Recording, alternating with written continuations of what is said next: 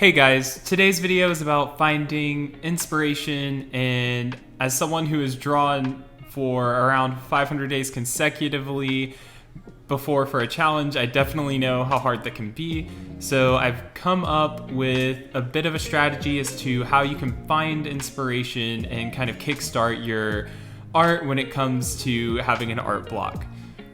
The main thing that I would recommend most artists do would be to check out other people's work, and that can be through several different platforms. There's YouTube and Twitter and Instagram, but the main one that I find that is very helpful and that I've seen several other artists recommend as well is Pinterest. Pinterest gives you the opportunity to group several different things together, whether that be things that you group together because it's just stuff that you like, or things together because they have the similar style, etc., etc.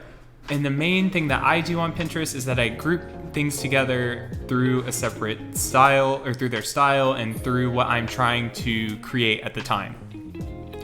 So I will go ahead and pull this up, and here's an example of a Pinterest board that I created for myself that I just have more for general inspiration and things that I love drawing. So as you've probably seen through my Instagram feed, which if you haven't seen it, be sure to check it out. I'm gonna link it below.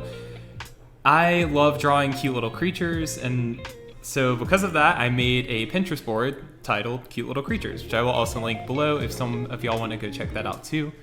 And what I do is I just pin anything that I think inspires me, or something that I think looks cute and makes me feel good inside, makes me feel like I want to draw and continue drawing. As y'all can see, I'm a really big Pokemon fan, so that's what I've been pinning a lot of recently.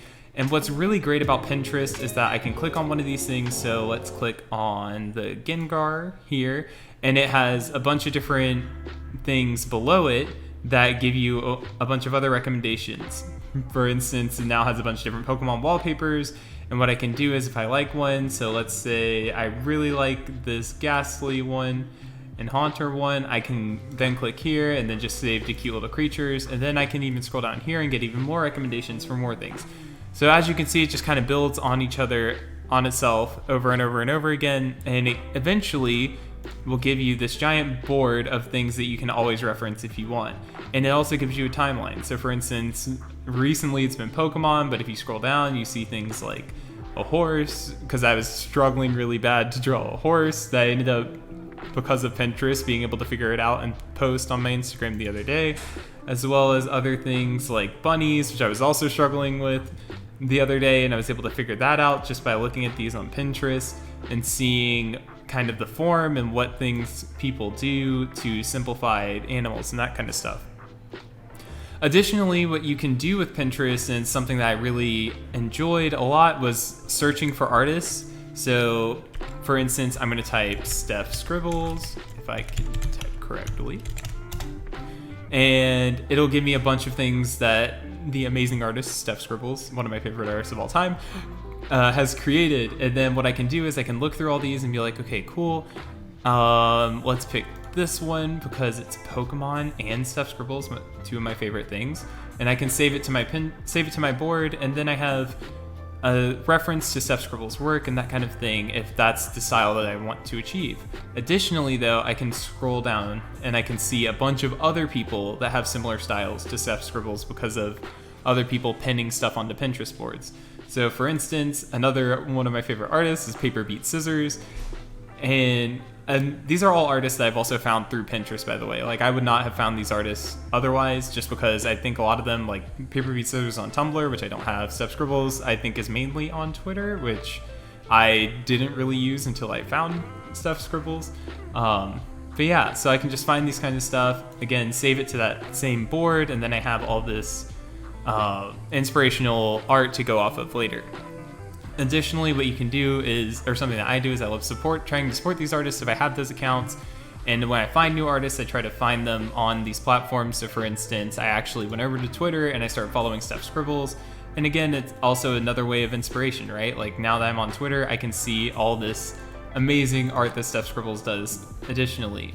And I also found new artists because of this that also inspire me, like I believe Japanese artist Kayama Taiga, who does all these cute little monsters and things that I have adored, and one of the first things I actually found on Pinterest, and something that has really inspired me to continue with this small cute art style. And yeah, so that's kind of what I would recommend if you are struggling for inspiration. I definitely would create your own Pinterest board with just things you like, and you can also have a bunch of different themes and that kind of stuff too. For instance, if I go to my profile, I have a bunch of things. I have like street photography, environmental practice, vectors, and some of these are actually for class, but all that kind of stuff for literally anything. And like by having all these in a bunch of different sections, you can kind of just click on whatever you're feeling. So like say I'm feeling a more street feel, right? Then I can look at this and see all these cool things that I've made and that could possibly inspire me for art in the future. So yeah, that's what I would recommend for inspiration. If you like this video, be sure to give it a like and a comment, and be sure to subscribe, as this is something that I'm going to be creating more of more frequently in the coming weeks and months. And also be sure to check me out on Instagram at SkyPersonnel, which as I said earlier, I'm going to link, as that is somewhere where I post daily, and I post a bunch of cute illustrations and those kinds of things. And yeah, thank you all so much for watching, and I will see you in the next one. Bye guys.